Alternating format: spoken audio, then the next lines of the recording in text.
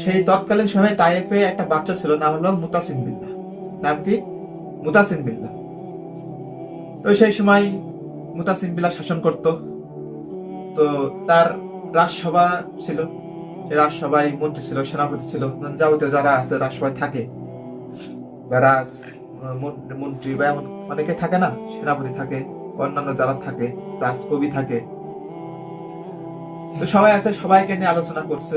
আলোচনা করলে বরাবর কথাই যে বৈঠকটা বলে, রাজসভার যে বৈঠক, ওইটা শেষ হয়ে গেছে। যে বাচ্চা সবাইকে বলছে যে তোমরা সবাই বাড়ি যাওয়ার জন্য প্রস্তুত হও, সবাই বাড়ি চলে যাও, সময়ে নিরাপদে বাড়ি চলে যাও। তো এমন একটা সময় অবস্থায় ওই সময়ে একজন কৃষক ছিল, এবং সে কৃষক ছিল অত্যন্ত নম্র ভদ্র একজন কৃষক ছিল। সে এমন ছিল যে তার যদি অন্য অন্য মানে তার প্রতি যদি অন্য কেউ শত্রুতা পানাও করতো, তার ব্যবহারের দ্বারা সে শত্রুকে সে বন্ধুত্ব বানাই দিত। সে এমন একজন ব্যক্তি ছিল। তাহলে বুঝতে পারছেন সে কেমন লোক। তো মুতাসিম বিল্লাহ যে বাদশাহ, ওই কৃষক আসলো তার সাথে দেখা করতে, হয়তো কোনো একটা কারণ দেখা করতে আসলো। তো দেখা করার উদ্দেশ্যে যখন আসলো, তখন কৃষকের যে আচার, যে ব্যবহার, যে আখলাক, এটা দেখে বাদশাহ মুতাসিম বিল্লাহ অনেকটাই ভালো লেগে গেল। এমন ভালো লাগলো যে এক কথায় তাকে কাছে টেনে নিল এবং তার প্রতি সম্মান দিল, এবং তাকে বলল যে আপনার প্রতি আমি খুবই সন্তুষ্ট হয়েছি, শুধুমাত্র ব্যবহারের কারণে, শুধুমাত্র ব্যবহারের কারণে। তো এমন এমন অবস্থায় ওই রাজসভায় আবার মন্ত্রী ছিল আর কি, ওই বাদশাহ মুতাসিম বিল্লাহ যে মন্ত্রী ছিল। তো এই বিষয়টা তার কাছে ভালো লাগে যে আমরা এত কাজকর্ম করি, ওই বাদশাহ তো আমাদের কোনোদিন বলে না বা বুকে টেনে নেয় না যে মন্ত্রী আপনি খুব ভালো মানুষ। এমন হয় না। দেখা যাচ্ছে আমার একজন কর্মী বা আমার যে নেতা, আমি তার সাথে সারাক্ষণ উঠা বসা করি। এখন আর একজন নতুন জয়েন করেছে এই নেতার কর্মী হিসেবে, এবং হঠাৎ নতুন অবস্থায় এসে সেই কর্মীর, আমার যে নেতা, সে খুব প্রশংসা করছে। এখন আমার তো স্বাভাবিক একটা হিংসা হওয়ার কথাই। তো এই মন্ত্রীর ঠিক ওই অবস্থায় হিংসা হচ্ছিল যে এমন একটা অবস্থায় ওই মন্ত্রীর এইটা সহ্য হচ্ছে না যে আমাদেরকে রেখে তাকে কেন এত ভালোবাসে, সে তো একটা সাধারণ কৃষক, তাকে কেন এত ভালোবাসছে বাদশাহ। তো মন্ত্রীর যখন এটা ভালো লাগেনি, তখন সে একটা ফন্দি করলো বা ষড়যন্ত্র করলো ওই কৃষকের উপরে। এর ভিতরে যেহেতু বাদশাহ মুতাসিম বিল্লাহ তাকে গ্রহণ করেছে বা তার আদব আখলাক পছন্দ করেছে, ওই কৃষককে তিনি এতটাই আপন করেছে যে সারাক্ষণ তার কাছেই রাখতেন। তো মন্ত্রী এটা সহ্য হলো না, উনি একটা ষড়যন্ত্র করলো। ষড়যন্ত্র কি? প্রথম ষড়যন্ত্র করলো, ওটা সে নিজে নিজে ভাবতেছে যে না, এটা সম্ভব না। তারপরে অনেক ষড়যন্ত্র তার উপর প্রয়োগ করলো, কিন্তু কোনো কাজ হলো না। তারপরে একটা শেষ সিদ্ধান্ত নিল, বা একটা, তিনি যখন ভাবলেন, ভাবতে ভাবতে একটা ষড়যন্ত্র বেরোলো তার মাথা থেকে যে এটা অবশ্য কাজ হবে।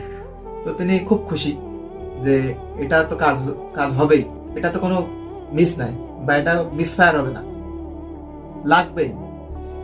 তো তিনি নিশ্চিত হয়ে গেলেন এবং তিনি হাসি দিলেন একটা। তো হিংসার যে কি পরিণতি, এই গল্পটা থেকে আপনারা বুঝবেন যে হিংসা করলে একটা মানুষকে সেই হিংসাটাই কোন পথে নিয়ে চলে যায়। তো মন্ত্রী ষড়যন্ত্র করলো, ষড়যন্ত্র করার পর মন্ত্রী চলে গেল ওই কৃষকের কাছে। কৃষকের কাছে যে তিনি বলছেন যে আমি আপনার আদব আখলাক দেখে খুবই খুশি, এবং আপনি যে এত নম্র ভদ্র একটা মানুষ, আপনার প্রতি আমার একটা ছোট্ট অনুরোধ রয়েছে। তো কৃষক বলল যে আমি একজন ছোটখাটো মানুষ, এবং আমি সাধারণ একজন মানুষ, আপনি এত বড় রাজসভার মন্ত্রী, তো আপনি এখানে এসেছেন এটাই আমার জন্য কত। তারপরে অনুরোধ, অবশ্যই আপনার অনুরোধ রাখবো না কেন, আপনি শুধু অনুরোধ করেই দেখেন। তো সে মন্ত্রী তো ষড়যন্ত্র করে আছে, এটা তো মূলত ওনার নাটক। তো মন্ত্রী বলছে যে আমার বাসায় আপনাকে একটু খাওয়া দাওয়ার একটু ব্যবস্থা করেছি, যদি আমার সাথে একটু খেতেন তাহলে আমি খুশি হতাম। তো কৃষক বলল, এই কথা, তো এই কথা বলার জন্য আপনি এখানে চলে আসছেন? আমাকে অন্যান্য যারা আছে তাদের দিয়ে ডাক দেয়ালে তো আমি চলে যেতাম। তা আপনি কষ্ট করে আইছেন, কোনো দরকার ছিল না। তা আপনার সাথে খাওয়া তো আমার সৌভাগ্যের একটা বিষয়, যেহেতু মন্ত্রী সে। কিন্তু এটা তো কৃষক বুঝতে পারছে না যে এটা তার ষড়যন্ত্র। তো তার বাসায় গেল, যাবার তখন তার যে খাবারটা দেয়া হলো, তিনি যখন খাচ্ছেন তখন অনুভব করলেন যে এটা তো অতিরিক্ত রসুন মেশানো বা অতিরিক্ত রসুন দিয়ে রান্না করা। এখন আপনি যদি এক জায়গায় মেহমান হিসেবে যান, এখন যারা মেজবান তারা যে খাবারটি দিবে, এখন ওই খাবারে যদি লবণ হয় তাও তো আপনি বলবেন না যে খাবারে লবণ হয়েছে, বা কোনো খুঁত ধরবেন না। এক কথায় আপনি যে অবস্থায় সে অবস্থায় খেয়ে উঠে চলে আসবেন। তো ওই কৃষকও কিছু বললেন না, রসুনের গন্ধ পাইছে অতিরিক্ত, তাও কিছু বললেন না, আপনি খেলেন, খেয়ে চলে আসলেন। এখন মন্ত্রী মূলত এটা একটা ষড়যন্ত্র। মন্ত্রী বলছে যাক, প্রথম স্টেপটা গেল, প্রথম স্টেপটা সফল, তার খাওয়াই দিছে, প্রথম স্টেপটা সফল। তো রাজসভা শুরু হয়ে গেল। এখন মন্ত্রী রাজার কাছে এসে বলছে, যে বাদশাহ মুতাসিম বিল্লাহ তার কাছে এসে বলছে যে বাদশাহ আপনি দেখেন, আপনি যে কৃষকটাকে এত ভালোবাসেন, আর সে আমার কাছে কি বলেছে আপনি জানেন? তো রাজা বলছে, কি বলছে মা সম্পর্কে? সে বলছে আপনার মুখে নাকি দুর্গন্ধ। সে আরো বলেছে যে সে যদি আমার ব্যবহারে খুশি হয়ে খুশি না হয়ে খুশি না হতো তাহলে আমি তার কাছে যেতাম না। তার যে মুখের যে দুর্গন্ধ, এটা আমার ভালো লাগে না একদম। এখন একটা রাজা এইভাবে যখন কথা শুনে তখন তার মাথা গরম না হতে পারবে। তো বাদশাহ মুতাসিম বিল্লাহ তিনি রেগে গেলেন, বা রাজা মুতাসিম বিল্লাহ রেগে গেলেন। রেগে যায় তখন যে প্রহরীরা থাকে ওদের বললো যে তোমরা কৃষকটাকে ধরে আনো আমার কাছে। এখন কৃষকটাকে যখন ধরে আনবে, কৃষকের বাড়ি গেছে, কৃষককে ধরা হলো। ধরায় কৃষক তখন ভাবতেছে যেহেতু মহারাজ ডাকছে বা রাজা মশাই ডাকতেছে, তাহলে তো আমার একটু মুখ বেঁধে দেওয়ার দরকার, কারণ ওই যে মন্ত্রী রসুন খাওয়াই দিচ্ছে, মন্ত্রীর তো আগে থেকেই গালে বন্ধ করাই দিচ্ছে কৃষক ভাবতেছে আমার মুখে যে পরিমাণ রসুনের গন্ধ, এই অবস্থায় যদি আমি রাজার কাছে যাই তাহলে তো আমার মান সম্মান থাকবে না, বা রাজাও এতে অখুশি হবে আমার মুখের দুর্গন্ধ অনুভব করে। তো তিনি একটা কি করলেন, রুমাল নিলেন, রুমাল নিয়ে তার মুখটাকে বাঁধলেন। তারপরে রাজার দরবারে আসলো বা রাজার রাজপ্রাসাদে আসলো। তখন রাজা যখন দেখতেছে যে মুখ বেঁধে আসছে, তখন রাজা মুতাসিম বিল্লাহ চিন্তা করতেছে যে মন্ত্রী তো আসলে ঠিকই কথা বলছে, আমার মুখের দুর্গন্ধ আছে বলে ও এখানেও মুখ বেঁধে আসছে, কারণটা কোন দিকে গেছে চিন্তা করেন। কি পরিমাণ ষড়যন্ত্র মন্ত্রী করেছে, মন্ত্রীর বুদ্ধি আছে বলতে হবে, তো মন্ত্রী কি পরিমাণ ষড়যন্ত্র করেছে। তখন রাজা ওকে কিছু বললো না, কৃষককে কিছু বললো না। কি করলো, একটা পত্র লিখলো, পত্র লিখে কৃষকের কাছে দিয়ে বললো যে তুমি যাও, যে অমুক এক বাচ্চা আছে তার কাছে এটা অর্পণ করো বা দিয়ে আসো। এখন ওই পত্রের ভিতর রাজা একটা কাহিনী ঘটাইছে। ওই পত্রের ভিতর রাজা লিখছে যে আমি অমুক এলাকার বাদশা, তোমার কাছে যে ব্যক্তিটা চিঠি নিয়ে গেছে একে নৃশংসভাবে হত্যা করে দাও, তার কোনো কথাই শুনবা না, তাকে হত্যা করে দেবে। এখন কৃষক তো তা জানে না যে ভিতরে এটা লেখা, আর সে তো খুলেও দেখবে না যেহেতু রাজা দিয়েছে, আর যেহেতু সে সততা মানে একটা ব্যক্তি। তো তিনি এটা নিয়ে চলে গেল। চলে যাওয়ার পরে এখন মন্ত্রী চিন্তা করে গেছে যে করলাম কি আর হলো না। আমি বাদশাহ বা রাজা মুতাসিম বিল্লাহকে বললাম যে আপনার মুখে দুর্গন্ধর কথা বলছে ওই কৃষক, আর সে উল্টা তার যে দূত তাকে না পাঠিয়ে যত্ন আহ্বান করে সম্মানের সহিত তার কাছে চিঠিতে সে রাজার কাছে পাঠালো। এখন ওই সময় একটা মানে ছিল, হাদিয়া যে বিষয়টা ছিল, ওই সময় হাদিয়াটা প্রচুর প্রচলন ছিল। আপনি একজনের কাছে একটা কষ্ট করে একটা জিনিস নিয়ে আসলেন, সিম্পল একটা কথা যে আমার কাছে আপনি একটা কষ্ট করে জিনিস নিয়ে আসলেন, এখন আমার উচিত খুশি মনে আপনার কিছু দেওয়া। এবং মন্ত্রী ছিল খুব লো, মন্ত্রী মনে করছে যে সে পত্রটা অত বড় একটা রাজপ্রাসাদ, অত বড় একটা বাচ্চার কাছে নিয়ে গেল, এবং সে যদি এইটা গ্রহণ করে তাহলে তো তাকে কোনো কিছু একটা দেবেই, বা হাতিয়াটা দিতে তো দেবেই, না দিতে পারবে না। মন্ত্রী আবার ওখানে কি করলো, বৈঠক শেষে কৃষকের বাড়ি আবার চলে গেল। দেখছে যে কৃষক যাওয়ার জন্য রেডি হচ্ছে। তো তখন মন্ত্রী যে বলছে যে আপনাকে যাওয়ার কোনো প্রয়োজন নেই, আপনার যাওয়া কোনো প্রয়োজন নেই, কারণ আপনি একজন সততা ন্যায় নিষ্ঠাবান ব্যক্তি, আপনি থাকবেন সারাক্ষণ রাজার আশেপাশে, এবং আপনাকে খুব ভালোবাসে আমাদের বাদশাহ বা রাজা, আপনি তার কাছে যান, তাকে সময় দিন, আমার কাছে দিন, আমি মহারাজের কাছে ছুটি নিয়েছি, মহারাজের কাছ থেকে ছুটি নিয়েছি, আমি যাব। তো এখন মূলত ওর ভিতরে যেটা লিখা আছে ওটা তো কেউ জানে না। এখন দেখেন হিংসাটা মানুষকে কোন পর্যায়ে নিয়ে যায়। তো হিংসার কারণে মানুষ কোন দিকটা কোন দিকে যায় নিজেও জানে না। এটা আল্লাহ পাকেরই খেলা, এটা আল্লাহ পাকেরই খেলা। আল্লাহ পাক বলছে তুমি তুমি মানুষের পিছনে লাগবা, তো আমি তোমার পিছনে লেগে যাবো। তো মোড়টা কোন দিকে ঘুরে গেল। তো তখন এখন মন্ত্রী বলছে তার কথা তো মানতে হবে। তখন ওই কৃষক ওই ফটোটা মন্ত্রীর হাতে দিয়ে দিল। দেওয়ার পর মন্ত্রী চলে গেল সে বাচ্চার কাছে। বাচ্চাকে চিঠি দেওয়ার পর যখন খুলে দেখলো ওখানে লেখা যে আমি অমুক এলাকার বাচ্চা, তোমার কাছে যে চিঠিটা নিয়ে গেছে বা পত্রটা নিয়ে গেছে তাকে নৃশংসভাবে হত্যা করে দাও, তার কোনো কথাই শুনবা। এখন সে বাচ্চা বলছে যে জল্লাদকে ডাকতে বলছে, জল্লাদ এদিকে আসো, তার মাথা নামাই দাও। জল্লাদ তার এসে এক চান্সে নামাই দিয়েছে, তার গলা এক চান্সে নামাই দিয়েছে। কারণ সে মন্ত্রী তো বলার সুযোগ পেল না যে আমি অমুক সবার মন্ত্রী বা অমুক এলাকার মন্ত্রী, আমি, বা সেও জানে না যে পরোটা আমার নিয়ে আসার কথা ছিল না, অমুকের নিয়ে আসার কথা ছিল, সে বলার সুযোগ পেল না, তার আগেই শেষ। এখন অনেক দিন হয়ে যাচ্ছে, কিন্তু এই যে বাদশা মুতাসিম বিল্লাহ বা রাজা মুতাসিম বিল্লাহ, সে ভাবতেছে যে সে মন্ত্রীটা গেল কোথায়। আমি না হয় সে কৃষকটার কাছে গিয়ে মেরে ফেললাম, কিন্তু সে মন্ত্রীটা গেল কোথায়।